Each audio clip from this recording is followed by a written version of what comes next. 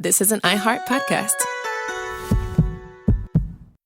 Clay, have you heard of the Rio Reset? Sounds like a trendy new workout, Buck. It does, but it's actually a big summit going on in Brazil. The formal name is BRICS, which stands for Brazil, Russia, India, China, and South Africa. But they've just added 5 new members. Smart move to stick with BRICS. We know what happens when acronyms don't end. They confuse everyone. Well, that's an understatement. BRICS is a group of emerging economies hoping to increase their sway in the global financial order. Now that sounds like the plot line of a movie. I'm listening. Philip Patrick is our Bruce Wayne. He's a precious metal specialist and a spokesman for the Birch Gold Group. He's on the ground in Rio getting the whole lowdown on what's going on there. Can he give us some inside intel? Absolutely. He's been there since day one. In fact, a major theme at the summit is how BRICS nations aim to reduce reliance on the U.S. dollar in global trade. Yikes, that doesn't sound good. We got to get Philip on the line, stat. Already did, and he left the Clay and Buck audience this message. The world is moving on from the dollar. Quietly but steadily, these nations are making real progress towards reshaping global trade. And the US dollar is no longer the centerpiece. That shift doesn't happen overnight. But make no mistake, it's already begun. Thank you, Philip. Protect the value of your savings account, your 401k, your IRA, all of them, by purchasing gold and placing it into those accounts and reducing your exposure to a declining dollar value. Text my name, Buck, to 989898. You get the free information you'll need to make the right decision. You can rely on Birch Gold Group, as I do, to give you the information you need to make an informed decision. One more time, text my name, Buck, to 989898. Welcome in, Tuesday edition, Clay, Travis, Buck Sexton show. We appreciate all of you hanging out with us as we are rolling into the show today. Our friend, Congressman Chip Roy from Texas, will be on in the second hour. He is running for Attorney General of the state of Texas. And by the way, that primary is in March. So I know we've got the New York City mayor's race. We've got the election going on in Virginia and in New Jersey. Buck, do you remember? For the first several years we did this show, everything was basically a loss, except we got the win in Virginia. In that first year, and then we had to kind of feed off that for a long time. Youngkin gave us some hope, some prayer for the future, and then the midterms, it was Governor Ron in Florida, credit where it's due, massive win. We did win the House of Representatives back, but it was still there was a lot of tough situations. I feel like every day we wake up now, there's celebratory spirit, as there should be across the country for most of the decisions that are being made, but in the first several years that we were together, there were not a lot of victories to celebrate. So I do think as we get ready for the Virginia, New Jersey election, New York City mayor, and then obviously as we move into next year, the Texas primary is going to be a major, major event in March of 2026, as I know many of you in Texas are aware. But as the state of Texas is football mad, frankly, almost unlike any other state in America with high school, college, and pro, it's going to be hard to cut through the noise in Texas in September, October, November, December. If the Cowboys actually win, sorry, Cowboy fans, even January 2 when the playoffs happen. As a result, that primary, you're going to look up from the holidays, and it's going to be right on top of you. So that is underway. We will talk with Chip Roy, who is running for Attorney General there. I would say it is a huge event. We will be covering quite a lot as we move closer to that. But President Trump, I believe, about to have his 7th public cabinet meeting. Remember, Joe Biden didn't have a cabinet meeting, and everybody just forgot and didn't pay very much attention to it for basically the final 2 years of his term in office. There were no meetings as they were hiding him. Trump had 3 different public events yesterday, Buck. He basically had rolling press conferences for hours. I bet he'll be talking for hours today. I'm just going to try to give credit where it's due here, Clay, because we always like to call balls and strikes, as you know. Hiding Biden was the right move.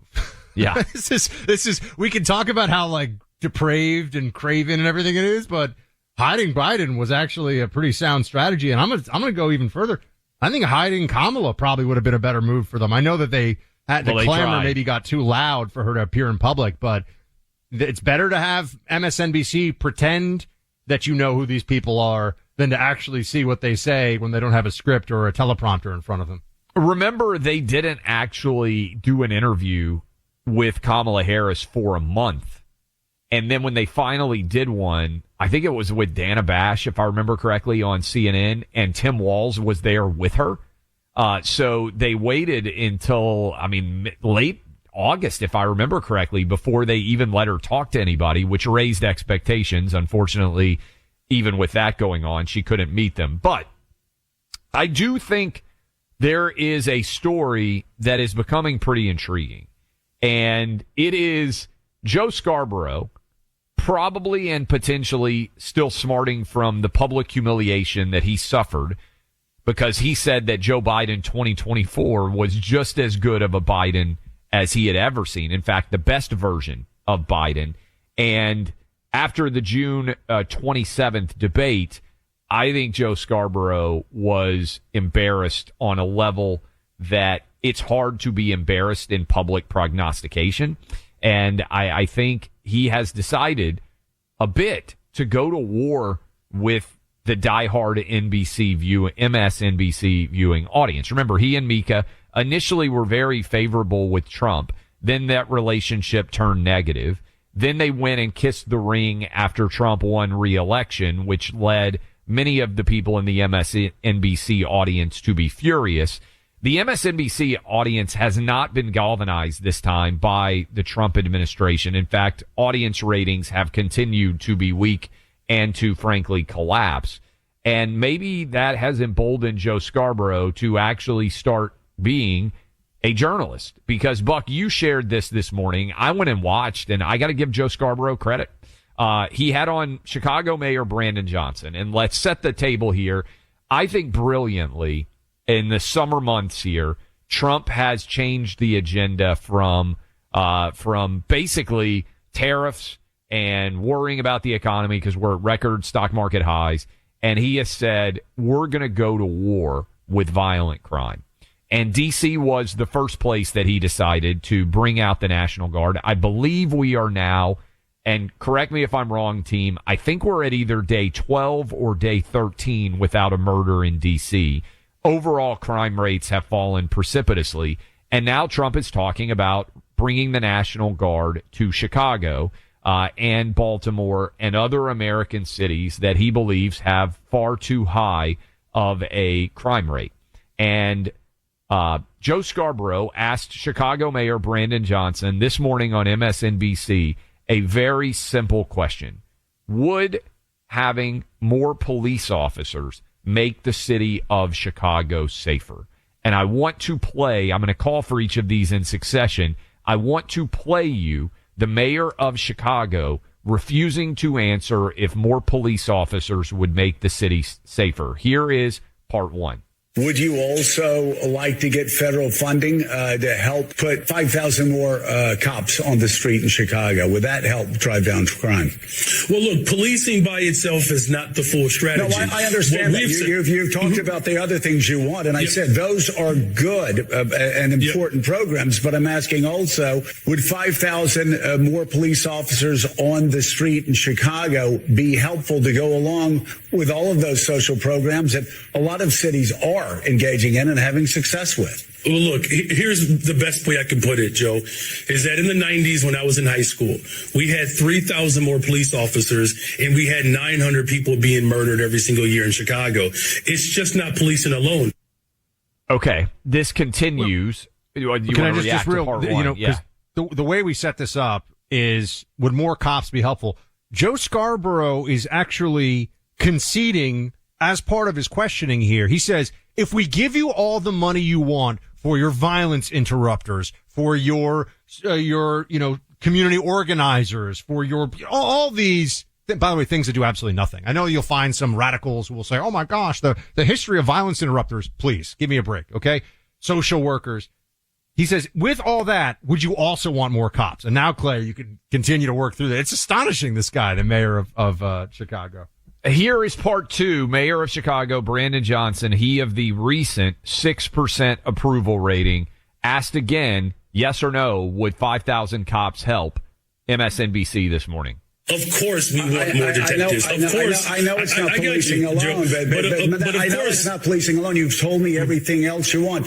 I'm curious, and this does come down to an ideological difference between people. Do you believe that the streets of Chicago would be safer if there were more uniformed police officers on the streets of Chicago? I believe the city of Chicago and cities across America would be safer if we actually had, affordable housing.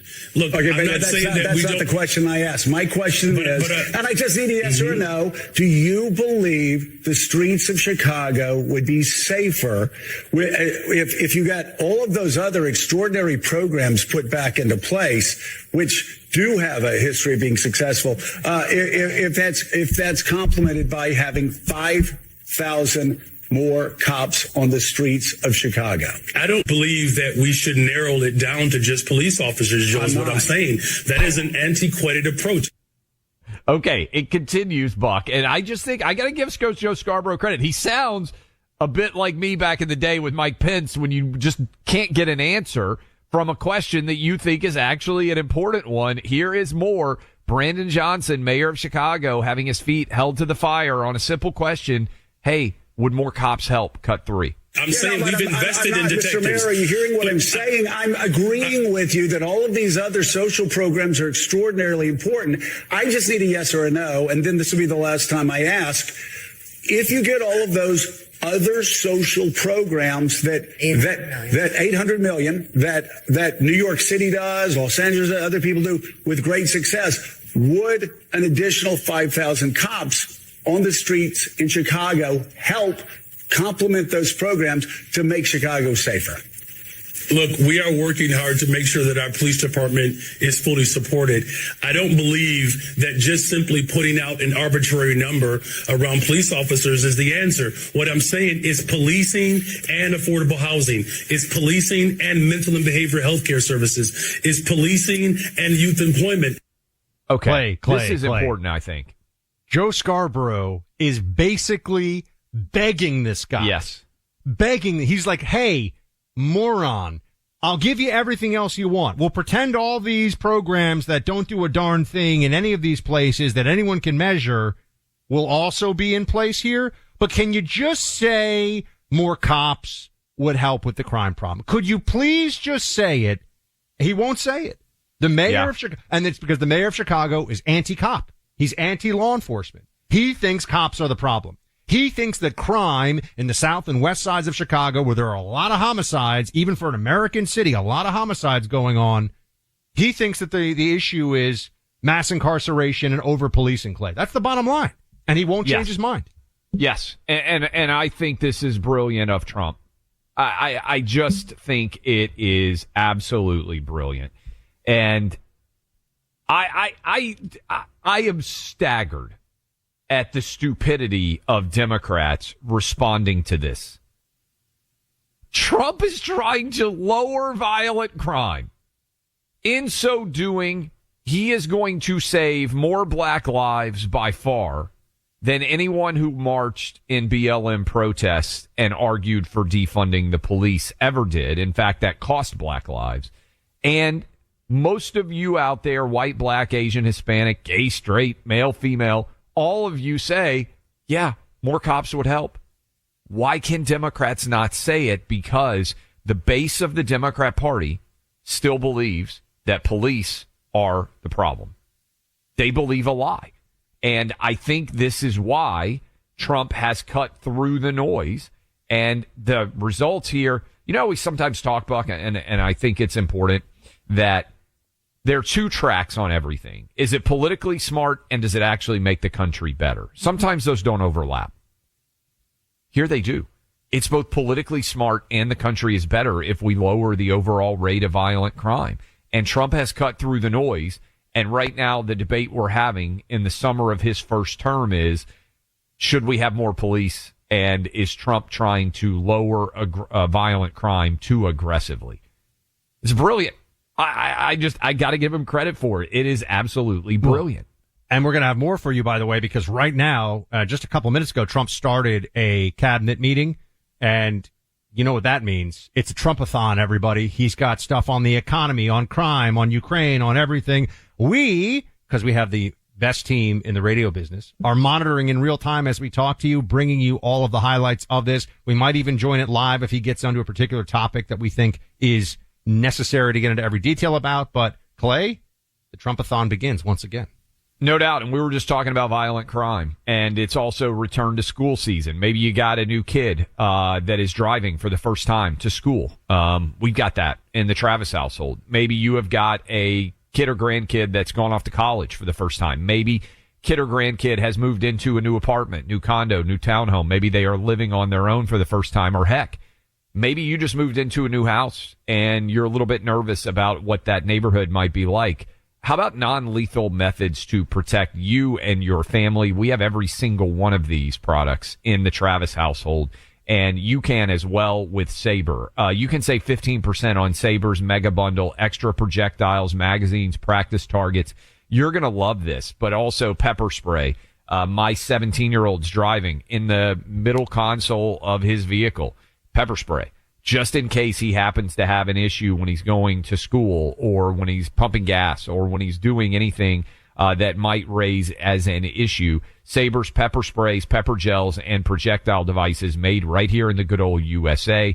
And if you go check out their website right now, these are non-lethal protective mechanisms for you and your family, for your kids, your grandkids, your nieces, your nephews, your cousins, whoever you want to take care of, your friends, your family. You can act now and save 15% on Sabre's mega bundle by going to sabreradio.com. That's SABRE radio.com. You can also call them at 844-824-SAFE. That's sabreradio.com, SABRE radio.com. Get hooked up today. Saving America. One thought at a time. Clay Travis and Buck Sexton.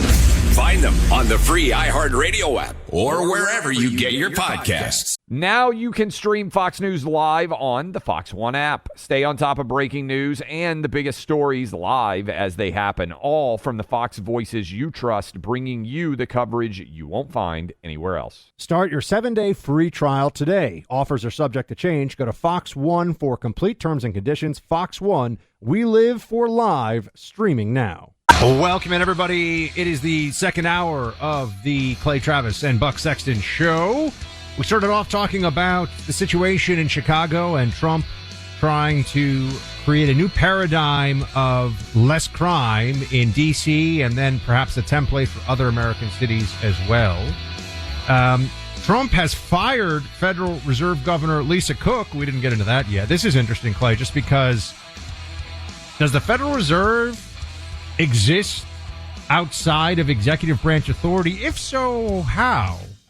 And then from where or whence does it derive said authority if it isn't within the executive branch's purview? This is interesting to see how that goes, I think. And Clay, did you see also an update on the Cracker Barrel branding issue? Oh, yeah. From Cracker Barrel, which we shall discuss in a little bit. An all-time own goal. But yes, let's dive into that in a little while. I do think that you and I with AI, not that either of us are particularly good artists, but you or I with AI could have come up with a better logo rebrand in an hour than what this rebrand was. But put that aside for a second. We'll get to that in just a little bit. We just had President Trump a few moments ago having a cabinet meeting, his 7th cabinet meeting of his first administration. His second term, his first year of his second term. And this is interesting. There was an exchange. Now, it might be a little hard to hear the reporter for some of you out there, so we'll fill in a bit of it because this was an exchange of back and forth. You'll be able to hear Trump, obviously, but the reporter. But I wanted to hear a reporter tells the story of how she was mugged in Washington, D.C., and wanted you to hear how this went. Play 33. So more than 2 years ago, it was a Saturday morning in broad daylight. I was on my way to work, and a young man with a black ski mask pointed a gun at my face and threatened me to hand over my phone my wallet, my laptop, and everything else. And when I refused, he used the butt of his handgun to strike me across the face, the cheek, or what some people call pistol whip me before running away. That has deeply traumatized myself and my family. Ever since, I've never dared to walk in the street of DC at night ever, and my family was extremely worried. So, Mr. President, thank you so much for what you're doing right now. Thank you for being honest. Such incidents involve not just me, but also my family. If he had shot me, I could have died right there in the middle of nowhere without my families or my friends knowing at the age of back then, I think 23. Right. Just starting my career here in DC without even starting a family. But now I'm very blessed to have this opportunity. So you had a gun pointed at your head, and you probably figured that he's going to pull the trigger because these are animals that don't know what the hell. They couldn't care less. The pulling the trigger to him is a very minor event, and I'm sure he's done it before. So how did you? And you did refuse to give it. Which would probably, maybe somebody would say that was not the right decision, right? Right. But you refused, but I understand that. So, and then he hit you real hard. Yes. Okay, Clay, here's a reporter. I saw on the exchange, she looks to be Asian American. Yeah, she's a young reporter. She's at the Epoch Times, I believe. Some people may get that newspaper weekly, I believe, that goes out many different places. Yes. So she's a young woman. She's not physically large, formidable person. First of all, she's a woman, and beyond that, she's not somebody who would be in a particularly strong position to defend herself. Broad daylight, guy with a ski mask pulls a gun, says, "I'm going to murder you if you don't give me your stuff," and then he pistol whips her in the face. People hear stories like this in D.C., Clay, and you know what the response is? Oh, yeah, I know a few other people that's happened to. And remember, this is happening in the nice neighborhoods indeed. She's talking, I could probably tell you, I'm just guessing. She probably lived in like Adams Morgan or something.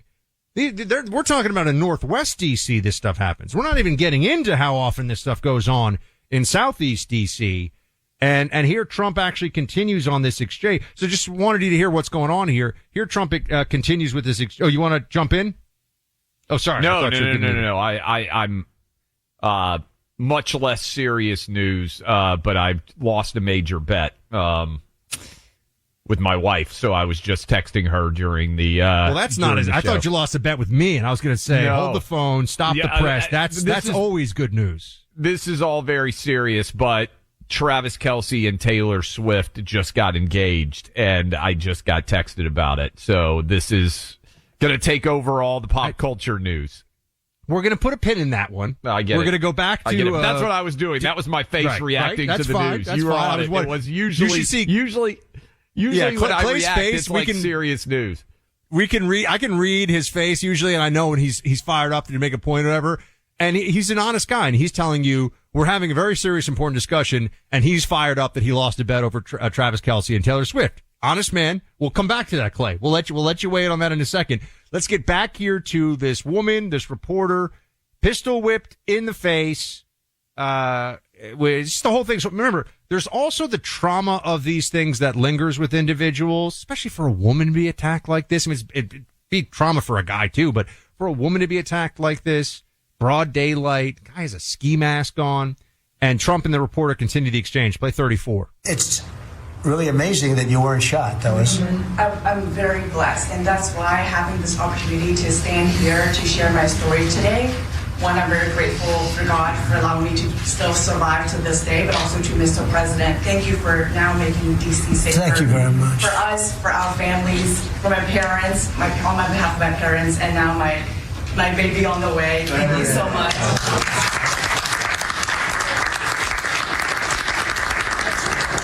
There are other reporters and journalists, good people, and you don't have to say it, but that have also been attacked violently, and not violently too, pretty badly.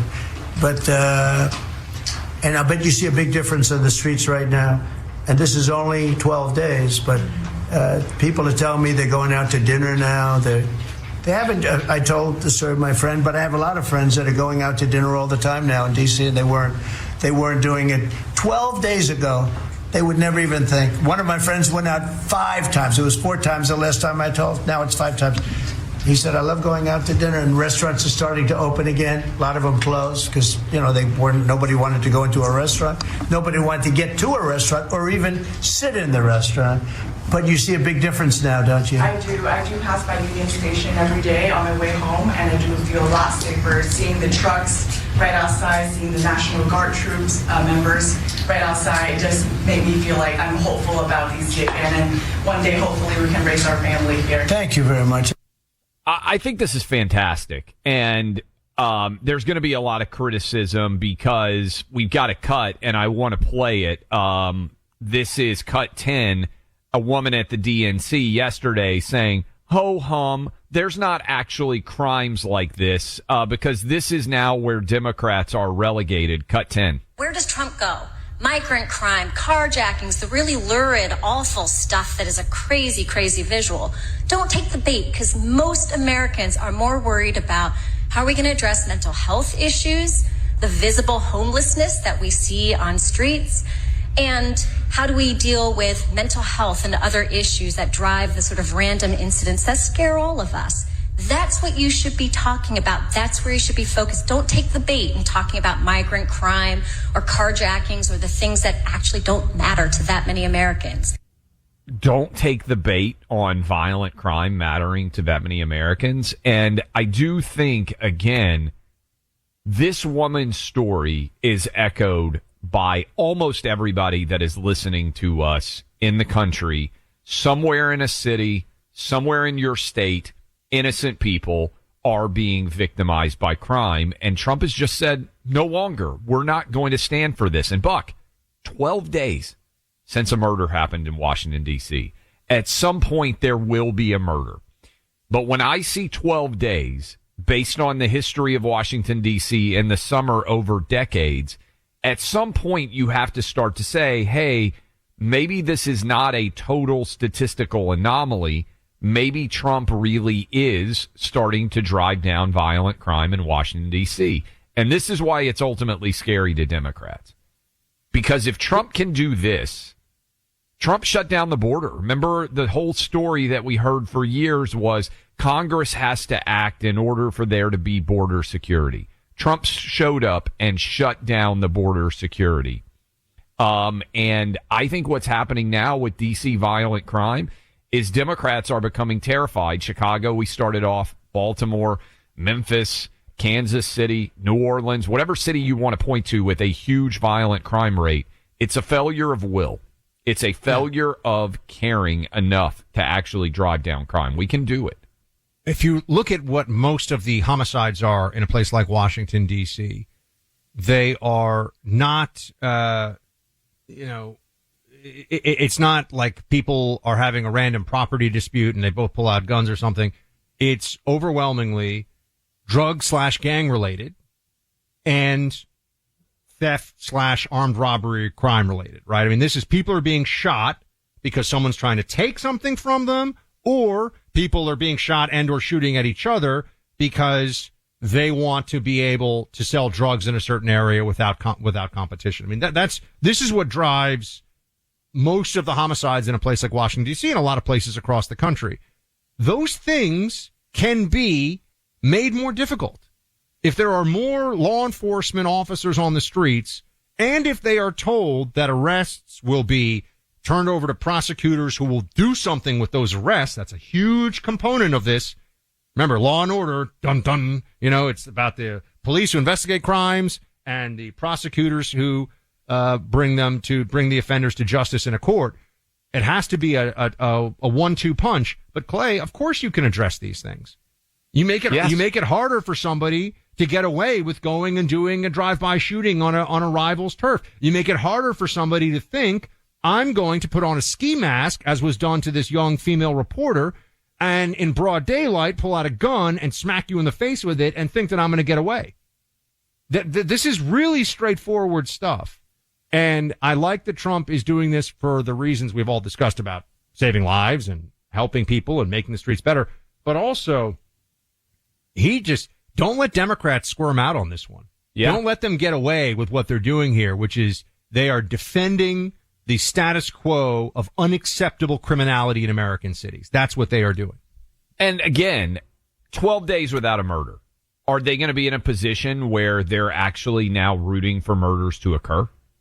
This is why the Trump move is so brilliant, both politically and also morally, right? Sometimes, thankfully, these things overlap where you can do the right thing politically. Hey, we should have less crime. That's something Republicans should be behind. And also morally, because even the people that Trump is protecting, remember, almost none of them voted for him. D.C. was a 95-5 voting for Democrats. It's taken a Republican president to be willing to say, I'm going to make you safer. And it's not necessarily politically beneficial in Washington, D.C. for Trump. These are people that are not Republican voters. Same thing Chicago, same thing in all these different blue cities. But it's just the right thing to do. It's the right thing to do, and it's something Democrats should have done, are unwilling. And Trump looked at it and said, I'm going to fix this. God bless him for it. I want to tell you all about something I'm incredibly excited about, and we're just launching it officially this week in partnership with Paradigm Press. I want to be able to talk to you not just about the biggest political stories, the biggest stories in the world. I want to look ahead at investment opportunities. I want to look at ways the markets are going to change. And that, my friends, is why you should go and check out this new project, offair25.com. Now, let me say this website again. Offair25, offair25.com, because we are going to be tackling in this new newsletter, we're going to be tackling some of the biggest, most important stories in the world, bringing access that Clay and I have to everybody in the Senate and the White House, the biggest movers of industry, everything, all brought together in this one new project, which you can go to. Again, you can watch this whole presentation I've got for free at offair25.com. The first one we're looking at here, because there's going to be incredibly important stories for you that everybody needs to hear about, has to do with Chinese AI, super AI, okay? Super intelligence, Chinese super intelligence, because this is going to determine how we are stacking up against our biggest competitor, against all of our competitors in the future. But the Trump administration is stepping up big time, a $2.2 trillion counterstrike to Chinese artificial superintelligence. And there's something that I'm calling Manhattan Project 2 to take back our lead in the AI arms race and potentially flood a handful of U.S. companies with billions in new contracts. And this could hit, this investment boom could hit as soon as October 15th. I break all of this down for you in a brand new interview, and I'll tell you the companies that I believe could soar when this actually all hits. Find this interview and all the details online at this website. We're taking this one off air, so to speak. That's the name of the website too, offair25.com. Don't wait. Go check this out. It's an incredibly important presentation for you to see about this exciting new project. By the way, I've got an international part of this that I'm planning to launch soon. It's amazing. Offair25.com. That's offair25.com, paid for by Paradigm Press.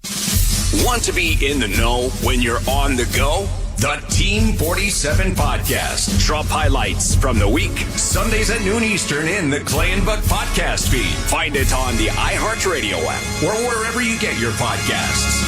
All right, welcome back in here to Clay and Buck. We're joined by Congressman Chip Roy of Texas. Congressman, appreciate you being with us, sir. Great to be on, fellas. Hope you're doing well as college football just starts to heat up. It's good time. There's the very exciting news that Clay is going to get your take on at some point, I'm sure. Speaking of football, of Travis Kelce and Taylor Swift's engagement, Congressman. So we got that going on. But we'll get to that in just a few minutes, maybe. In the meantime, talk to me about the congressional stock trading ban. Let's see, where does that actually stand? Because I see this lots of talk about it, and it doesn't seem to be clear. What are the rules and what should the rules be?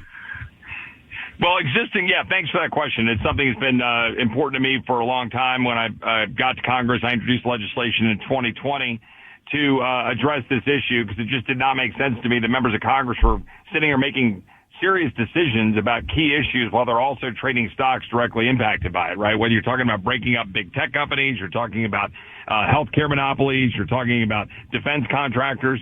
I feel like that ought to be separated. So, current law, you've got to have disclosure, but you're allowed to do whatever you want to do. And in that disclosure, obviously, there's a lot of trades. And by the way, this is a bipartisan problem. Obviously, Nancy Pelosi gets a lot of the headlines because of her prolific trading. But a lot of Democrats and Republicans both do it, and I just think we ought to clean it up. I've got legislation that would do it, but we're now working currently through this August on a bipartisan bill that would bring together a number of different approaches, including what the Senate passed out of committee right before August break, and try to bring those together and look forward to a pretty big, I think, a news announcement when we get back up in D.C. next week with a good group of Dems and Republicans with a bill that would restrict stock trading and require, there to be penalties if you're engaging in that, and you need to be in broadly traded mutual funds instead of independent stocks. Congressman, actually, since I got you on this one, and you're talking about what's going to happen when you come back, something else that I think is really important for any of us who have wondered why is it we have to wait hours at the gate at the airport because the crew is not there, and sometimes because there's no pilot there. I think this could really help a whole lot. You're a sponsor of the Let Experienced Pilots Fly Act. I know you introduced the original version a few years ago. Senator Lindsey Graham has a Senate companion bill. So they're trying to raise the mandatory retirement age for commercial pilots from 65 to 67 because of pilot shortages. These are some of the most experienced pilots. My father-in-law is a super experienced pilot who's coming up to that period of his career. And so many of these great pilots want to stay on board. This is sort of able to be done. It's even bipartisan. How can this get out of committee and actually get done so that we have some of our most experienced pilots training the next generation of pilots and more pilots so we don't wait at airports for hours because we have shortages? Yeah, this is certainly something I've tried to elevate with, Secretary Duffy and his team. We just got to basically beat back the lobby that opposes it, which, as you might, understand, is a powerful union lobby that would say, well, they've got more bargaining power and more leverage. They've got, tighter numbers there. And I think we ought to increase that age. I mean, look, this is in line with a lot of international standards. For example, the Japanese pilots and others. I mean, this is not unusual. And importantly, we're now getting to the place where we have greater and longer lifespans. And the notion that someone who's 67 is any worse off necessarily than, a 50-year-old who could, drop dead from a heart attack or something. You have two pilots. You have safety mechanisms to deal with this sort of thing. I think it's really important for us to have an adequate number of experienced pilots. And that's my biggest concern, is that we're going to be running through a bunch of people trying to fill up the jobs of pilots, and that would endanger the American people by putting more inexperienced pilots in the cockpit. So let's relieve that pressure valve a little bit by increasing that age and allowing more experienced pilots to fly. But how does that happen? Like, how do we get this? You said beat back the unions. So who is this? Just members of the Senate who want to keep getting that union cash or something? Like, how do we get this into committee and get it through? Well, we've got to move it through the Transportation Committee, and we've got to make sure that enough people know that this is a legitimate issue and that there's no reason to block it. And we're getting some traction and some ground on that. My colleague Troy Nels in Texas led the bill in committee. It was my bill to start with, but I handed it off to him because he's on the Transportation Committee, and that's the easiest way to try to move things. So we're trying to work it through the committee this time. The speaker's aware of it. I think it's just something that we need to elevate. And look, if the American people are tired of waiting in lines and tired of or concerns about inexperienced pilots, you just got to let your members of Congress know that this is an important issue, and it's an easy solution. Absolutely. Clay? All right. You have announced that you are running for Attorney General of Texas. We talked about this a little bit earlier. The primary in Texas happens very soon, relatively speaking. It's March. You are a monster football fan. Texas got a huge game coming up against Ohio State. I'll let you talk about that. But I would imagine one of the challenges of campaigning for an early primary is so many Texans out there with high school, college, and NFL football about to take off. A lot of people's entire attention just goes into the football world and not necessarily to the battle for the primary. So why do you want to be Texas AG, and what's going to happen this weekend in the biggest game between Texas and Ohio State? Well, I'll address the AG first, because then maybe we'll have a little more fun talking about football on the back end. But, I appreciate your all's show being a good balance of sports and politics. It's good for our world. But look, I want to be AG for a simple reason, and that is how are we going to secure Texas? Because if we don't secure Texas, we're going to lose America. That's the bottom line. I will have served 4 terms, 8 years in Congress. I've done what I think I can do so far up there to try to change things. I'm very proud of the record of trying to fight spending and stand with the border security individuals and the law enforcement officials that are trying to secure our border, stand with the Trump administration to deliver on the big, beautiful bill, but make it better, actually deliver on spending restraint, all of the things that I've been able to do, fighting stock trading, fight for healthcare freedom, a lot of things that I feel very good about. But it's time, as someone who is a former federal prosecutor, as someone who is the former first assistant attorney general of Texas, to come back to Texas and stand up and stand side by side with our sheriffs, our constables, police officers, Department of Public Safety, people I saw in action during the Kerrville floods, which I proudly represent, but we just dealt with that big tragedy this summer.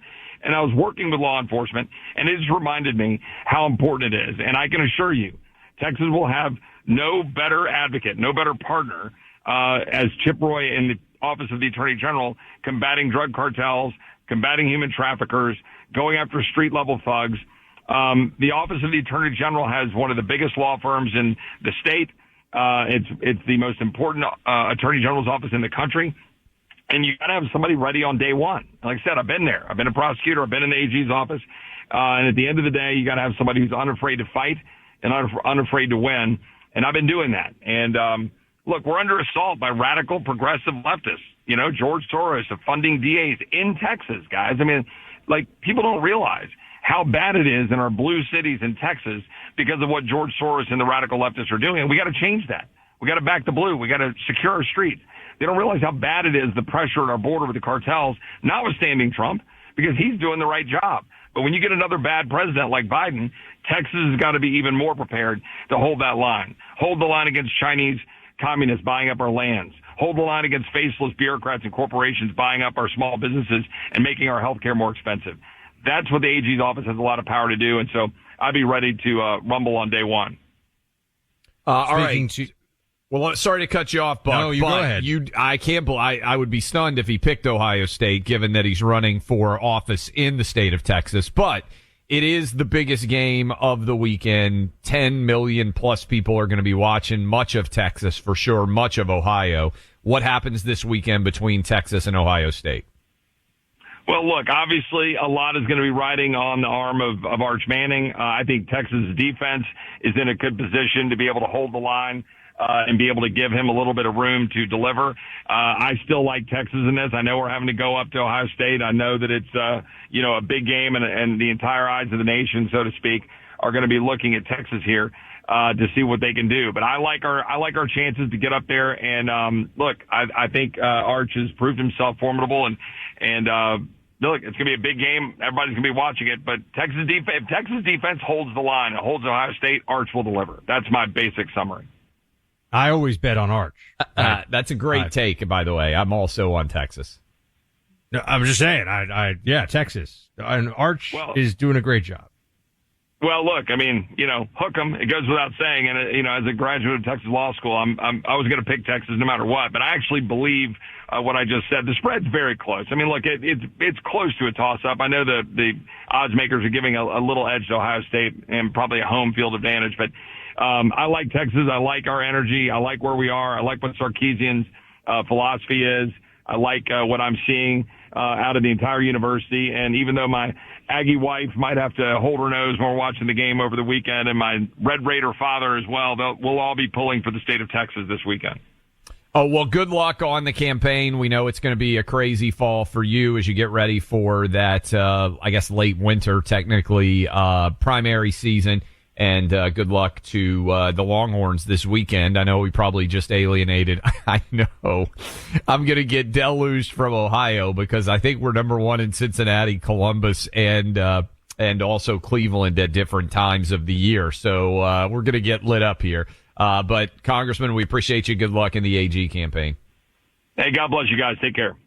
That's Chip Roy. You guys can react to that and more. We'll get to some of your talkbacks as we roll for the next hour 15 throughout the course of the Tuesday program. Since 9/11, Tunnel to Towers Foundation has been supporting America's greatest heroes and their families. Heroes like Mark Holbert, Mark was born into a military family. His father served for 25 years. Grandfather fought in World War II. Mark turned his childhood dream of serving into reality when he enlisted in the United States Army. He served multiple tours, including 3 in Afghanistan. On his 4th tour, he stepped on an IED, losing both of his legs. Tunnel to Towers Foundation provided Mark and his family with a mortgage-free smart home, which enables Mark to live more independently. Mark and so many others have paid a high price to protect our country and our communities. Friends like you have helped to say thank you to Mark and so many others, not just with words, but through actions. Help even more of America's heroes by supporting Tunnel to Towers. Donate $11 a month to Tunnel to Towers at T2T.org. That's T, the number 2, T.org.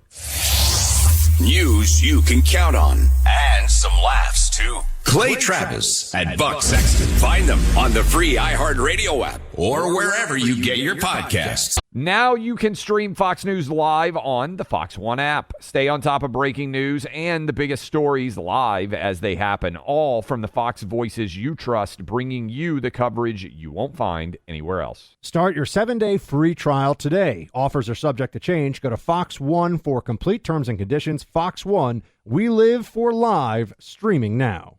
Welcome back in. Clay Travis, Buck Sexton Show. Appreciate all of you hanging out with the True Love edition of the program, as Buck has just been glowing with the news coming down that Taylor Swift and her football-playing boyfriend, Travis Kelce, have become engaged. Oh, True Love wins again. We are running through a bunch of different stories out there. The ongoing battle of Trump deploying resources to Washington, D.C., crime coming down, the discussion about whether it should also happen in Chicago, Baltimore, potentially other, New York City, I think he even mentioned, potentially other blue cities out there. This is going to continue to be the battle as Trump has made, is it fair to say, Buck, the story of the summer 2025, what he is trying to do when it comes to violent crime? I think it's fair to say that given that the tariff panic appears to be over, we have set all-time record highs in the stock market this summer, given that the border is completely shut down, I said, and I think you signed off on this for years, that the election was as easy as EBC, economy, border, crime. The border is secure. Now, we're going through the process of deporting many different illegals that were here, but that scenario of the border being wide open and millions of illegals continuing to flood in, as occurred under Joe Biden, that's solved. Trump has solved much of the border crisis. Crime is the economy, with the tariffs now basically agreed to, with the big, beautiful bill passed, which locked in the Trump tax cuts for the next decade. Plus, the economy, I think, is on very sound footing and continuing to get better. And Trump has now pivoted his attention to a large degree to crime, and he's managed to do the impossible. He has managed for Democrats to now be arguing he's trying to lower crime too fast. We are opposed to his attempts to lower crime. That is where we are right now. I wanted to play a couple of cuts of what is going on. Trump has been doing his press conference, so our team has been running on that. We've got several different Trump takes. Let me hit you with all of these. Trump on the trans issue, as this has come back to the forefront. State of Virginia, Winsome Sears running against Abigail Spanberger, I believe. There was today news about Roanoke College allowing the women on the swimming team there to sue for what they were put through. Here is Trump reacting, I would imagine, somewhat on that. Cut 31. They said that's an 80-20. No, it's a 97-3. It's 97-3, like transgender for everybody. They fought for it. They're still fighting for it. I saw a guy today, a politician that you all know very well, fighting like hell for men playing in women's sports. You don't understand. They're human beings also. Well, I agree they're human beings, but you can't have a 7-foot guy playing basketball with the women. You know, it's just one of those little problems in life. And we all have our place. That's okay. I've got my place, too. Okay, so that is Trump weighing in, common sense issue that I think is one that honestly put him into the White House. That's the thesis of my new book that's coming out in November. And then he got asked a ton about crime. And we played you the Epoch Times reporter who pointed out, hey, I had a gun pulled on me. I was pistol whipped. Now I appreciate everything you're doing to try to lower crime in D.C. Here is Trump saying, they say I'm a dictator, but I'm just trying to stop crime, cut 32. And they're going to fight me. Like this slob of a governor you have in Illinois. This poor guy got thrown out of his business by his family. I know the family. I was partners with the family. Nice family. I like the family, but he was no good. They threw him out. He's governor of Illinois. And he goes about Trump, we don't need his help. Chicago is the worst. These places are really bad. But then he goes on television and says, oh, Trump is a dictator. He's a dictator. And a lot of people are so the line is that I'm a dictator, but I stop crime. So a lot of people say, if that's the case, I'd rather have a dictator. But I'm not a dictator. I just know how to stop crime. And you would think that Illinois would have such a problem with crime, such a bad governor. He should be calling me, and he should be saying, could you send over the troops, please? It's out of control.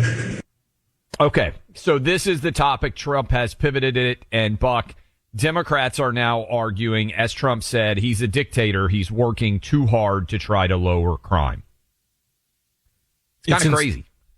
Yeah, I hope the Democrats continue on this because when there's a problem, we would like to think that the people who are empowered, politicians and others empowered to deal with it, would at least have an alternative solution to what the Republicans have. On this issue, Democrats just have shut up, there is no problem, even though we all know there's a problem. And that's why this won't work. And that's why Trump is right to continue to pound this, continue to hammer this.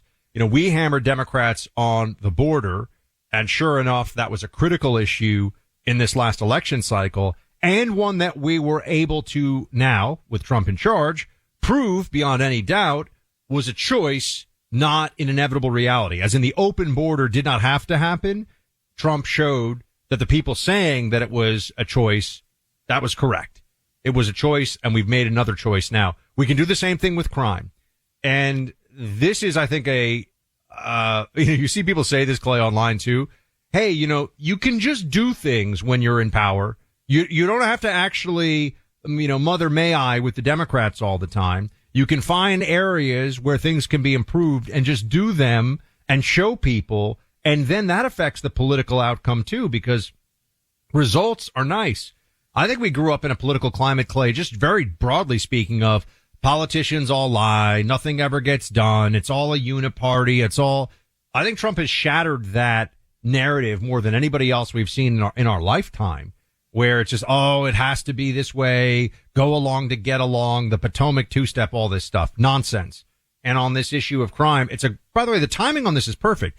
Things are a little slowed down with the news cycle. It's August. A lot of journos are on vacation. Less stuff is happening. A lot of people in general are on vacation. All of Europe is on vacation.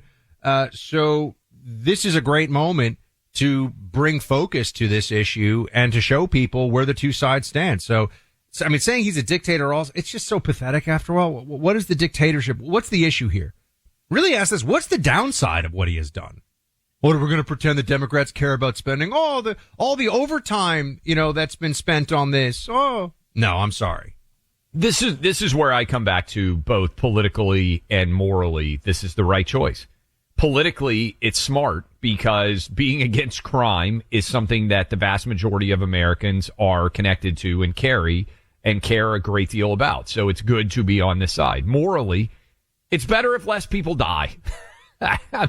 Especially young people who are overwhelmingly victims of violent crime. We're talking about people with decades of their life. We played the clip